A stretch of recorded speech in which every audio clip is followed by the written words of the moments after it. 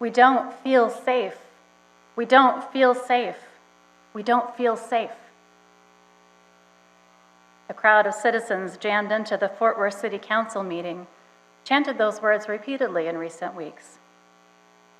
People turned out to express their anguish and voice their demands after a white officer responding to a neighbor's call for a wellness check needlessly killed a Tatiana Jefferson, a young Black woman. We don't feel safe. As I heard these words in the council chambers, my mind turned back to that period about 3 years before, when my mixed-race family first arrived in Fort Worth. Another white officer had responded very poorly to a call, this time from a Black woman, Jacqueline Craig, asking for help in her neighborhood. That police action, as you may remember, had escalated wildly, resulting in the arrest of Craig and her daughter, the very people who had sought help. Around that time, as I settled into this area with my family, I wondered if we could belong here, when families who have lived here for generations did not seem to. Did people in this diverse city have a sense of belonging together, of being bound up in one another's lives? Or was it every person for themselves?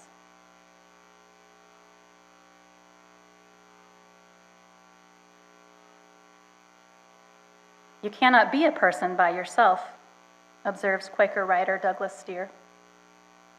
To ask, whose am I, he goes on, is to wonder, who needs you? Who loves you? To whom are you accountable? To whom do you answer? Whose life is altered by your choices? With whose lives is your own all bound up, inextricably, in obvious or invisible ways? In community, we are all bound up with each other.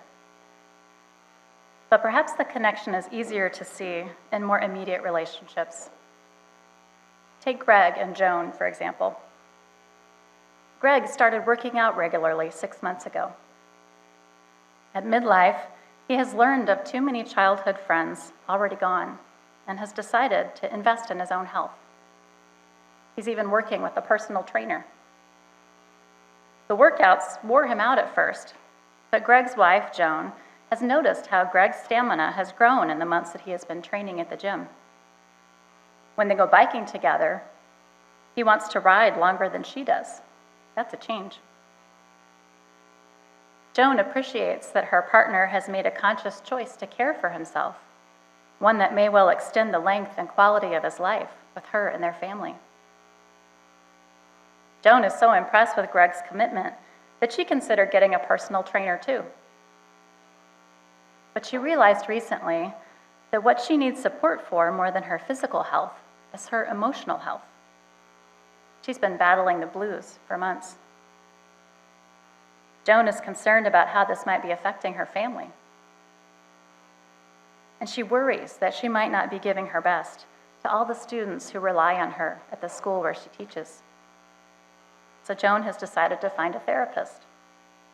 She's thinking of her therapist as an emotional trainer, akin to her husband's athletic trainer.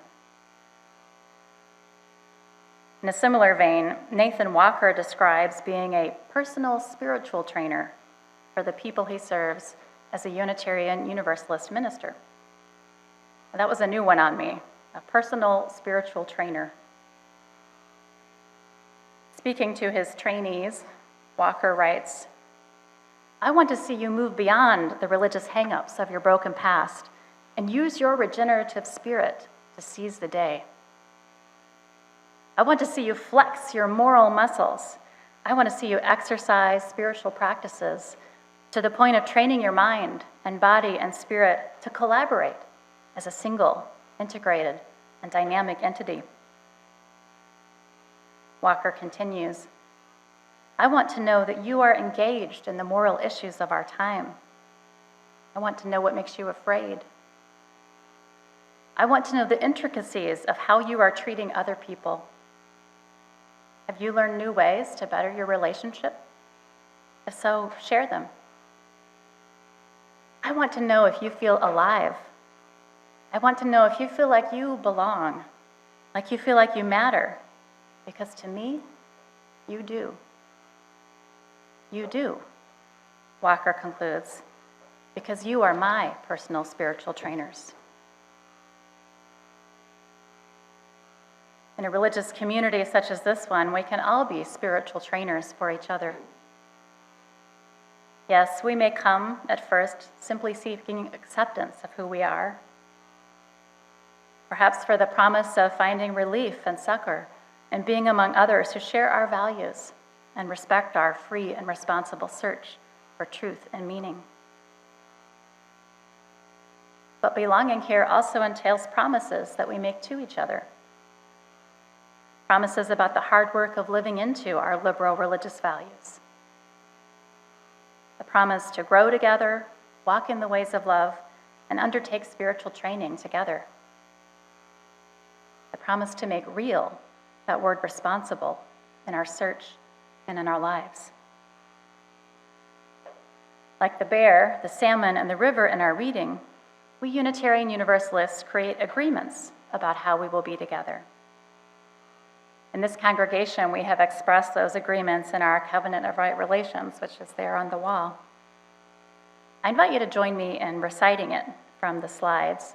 The section closest to the window here, why don't you start, and you'll read the text in the regular font. And the section here closer to the doors, you can answer with the text that will come up in italicized font, and we'll go back and forth like that. Let's begin. We covenant to build a religious community guided by compassion and sustained by respectful relationships. Believing that building healthy relationships is a spiritual practice, we aim to listen appreciatively and speak with care. We aim to express gratitude, appreciate our differences, and assume good intention. We endeavor to communicate directly, honestly, and thoughtfully. When we hurt one another, we will actively seek reconciliation, make amends, and reconnect in the spirit of love. We strive to build and sustain our community by sharing our minds, hearts, and helping hands. Altogether, thus do we covenant with one another. Westside's Congregational Covenant was adopted recently in 2018, but the practice of making such promises is deep in our roots. That's attested by the affirmation that we have said every Sunday for decades, which is a variation of the covenant adopted by our church in Dedham, Massachusetts in 1637. Through the 17th century founders of our oldest New England churches, we Unitarian Universalists have inherited the covenantal free church tradition. Alice Blair Wesley, in a lecture series on the topic, asserts, "The root idea of our entire tradition is the covenant. A covenanted free church," she explains, "is a body of individuals who have freely made a profoundly simple promise, a covenant. We pledge to walk together in the spirit of mutual love." She goes on, "The spirit of mutual love is alone worthy of our ultimate, our religious loyalty. So we shall meet often to take counsel concerning the ways of love, and we will yield religious authority solely to our own understanding of what these ways are, as best we can figure them out, or learn, or remember them together." It's a simple idea, but one that Blair observes over and over got corrupted, or got tangled up in authoritarianism, or was forgot and lost from actual lives and institutions and societies.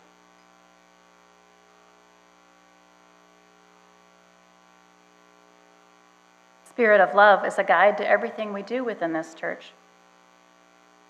But its relevance does not stop at our red doors. In fact, if we do not carry that spirit into the community beyond this building, we are not truly living this faith.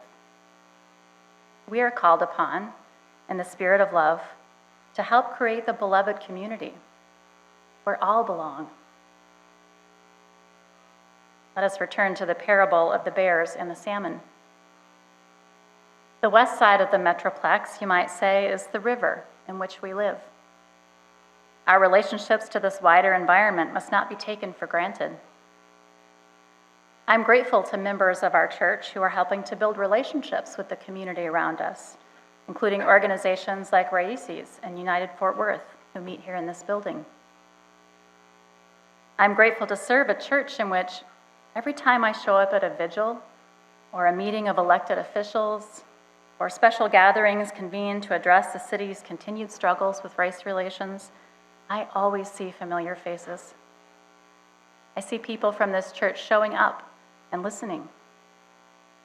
I hear people from this church asking questions and offering testimony. We must continue to build relationships with the communities around us, as the river on whose banks this church is perched. Now recall how the bears had an agreement with the salmon. The salmon would come upriver every fall, Lopez's parable goes, and the bears would acknowledge this and take what they needed. The bears took as much salmon as they needed. I look at the communities around us and ask, what do people need here? Are all allowed to have what they need to survive and thrive? We know many in our area suffer from hunger. Many struggle to find places to live.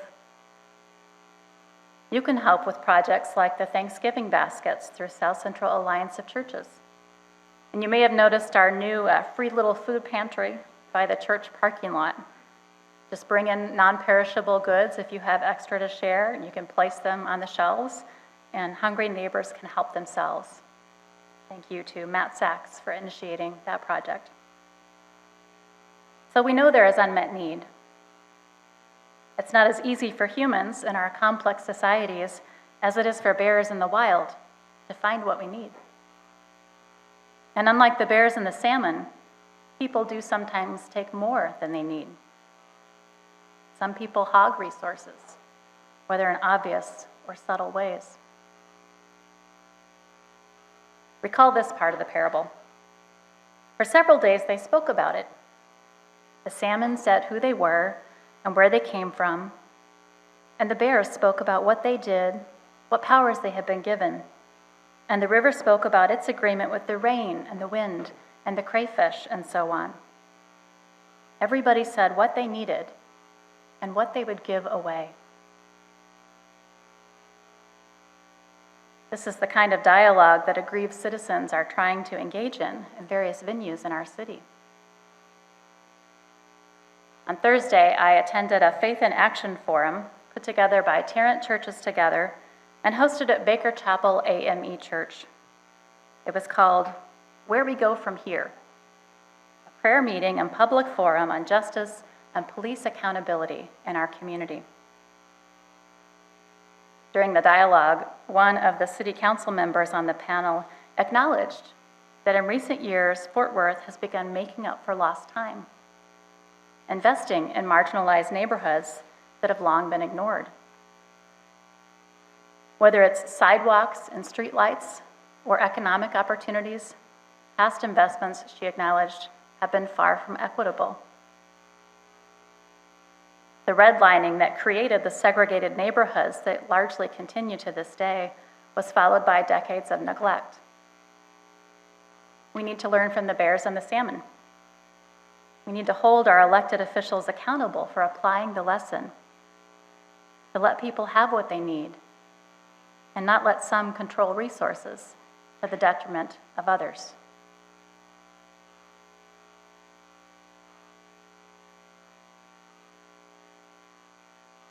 Citizens at this public forum commented on how a number of elected officials in this city, particularly older white folks, have been running in these power circles for years. They still think the old way, one citizen observed, and are calling the shots behind the scenes. They talk nice, but then maintain the status quo, others noted. These officials have taken for granted large groups of the community, just as the bears and the salmon took for granted the river. To many in our community, the lauded Fort Worth way, which has been lifted up as the way of working things out amicably, perhaps through personal relationships more than official channels, to many this Fort Worth way seems like a way to keep power in the same hands in which it's always been. But hogging power is not loving, no matter how many smiles are flashed or placating words uttered. Another theme in recent public comments is the need for accountability. Accountability, clear agreements about our commitments to one another, and a means to be held to those agreements. It starts at the top with the mayor and the council and the city manager, and accountability must be built in at every level, including in the police department. The greatest resistance to all of the city's work on racial equity since the Jacqueline Craig incident seems to me to be around creating real accountability with the police force, for enacting the training they receive, for following the department's own policies, and for making whatever improvements are needed in recruiting, training, culture, leadership, so that Black and brown citizens do not have to fear being harmed or even killed by the very officers that are supposed to protect and serve us all. It appears there might now be enough pressure to ensure a citizen review board becomes a reality. The creation of such a body was among the recommendations from the Race and Culture Task Force formed by the city after the Jacqueline Craig incident. Bob Ray Sanders, a respected Black, this idea of a citizen review board would be dead on arrival. But the task force was determined to state the need for it anyway. And now, given the outcry over Tatiana Jefferson's tragic death, it seems far more likely to be created. The question that remains is how much power citizens will have to actually hold police accountable for the professional discharge of their duties. Now, the police are not unique. They serve an important function, and I hope people continue to be drawn into that vocation with the goal of serving the public. The police are very much like everyone else, in that they swim in the river of a culture in which white people have been regarded as best and kept the lion's share of power since 1492, when Europeans first arrived in the Americas. And the propaganda that justified slavery and Jim Crow and the new Jim Crow that drives fear of Black people into many Americans of all backgrounds, this messaging has not disappeared from the collective consciousness of this country, notwithstanding all the progress that has been made. But what's different about the police is that unconscious bias and systemic racism can be so deadly and dramatic in their line of work. The cost to the community, to families, are so high. And if Amber Geiger's verdict in the Dallas trial recently is an indication, the cost to officers is getting steeper too. The fact that police are just stuck in the same systems of power and oppression as the rest of us does not get them off the hook, however. It does not make police exempt from the imperative to dismantle the systems of white supremacy that continue to throttle our nation's promise. No, it makes it all the more important that the police engage wholeheartedly in reform from the inside out. People who know the work and understand the issues are positioned to make real changes that are needed if they are motivated and supported to do so. I believe public accountability with clear agreements will be vital. Recall this line from the parable of the bear and the salmon in the river. When you feel the river shuddering against your legs, you are feeling the presence of all these agreements. We've been feeling a lot of shuddering against our legs here in Tarrant County because of agreements that are unjust and agreements that are yet to be made and lack of meaningful accountability. But let's be clear, the work that police need to do, we all need to do in our own spheres, especially those of us who hold more power in this culture. I so appreciate those who are continuing to do work inside our church to overcome the heavy legacy of racism and inequality that all Americans have inherited. Like those who are leading and participating in a discussion that's been going on recently here of Robin DiAngelo's book on white fragility. Subtitle, Why It's So Hard for White People to Talk About Racism. We are talking about it. We are working on ourselves. We must keep on keeping on with such efforts in this church, creating the change in ourselves that we wish to see in our wider community.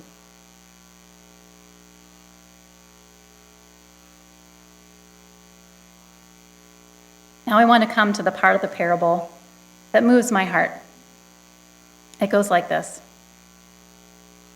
Then a very odd thing happened. The river said it loved the salmon. No one had ever said anything like this before. No one had taken this chance. It was an honesty that pleased everyone. It made for a very deep agreement among them. This is what we are waiting for in Fort Worth and the journey toward justice and mutual belonging, authentic relationships of care and concern.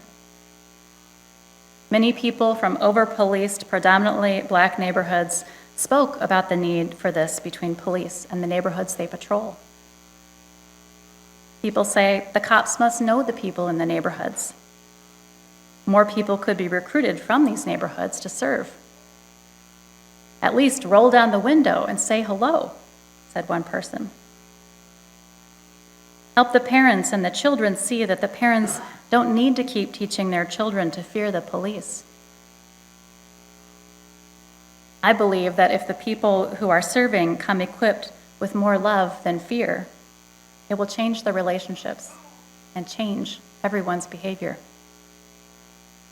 It will sanctify the responsibility to protect and serve, so that it is something rooted not just in faceless duty, but in mutual belonging and a relationship of care. The river said it loved the salmon. No one had ever said anything like this before. It made for a very deep agreement among them.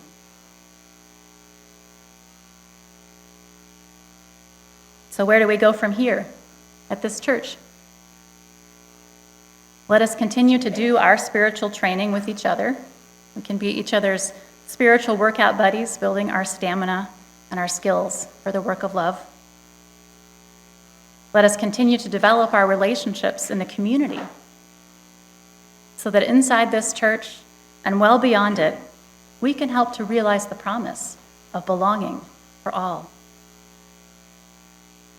May we be faithful to the great tradition that we have inherited, where love is the doctrine of this church and the guiding force of our lives. May it be so. Amen.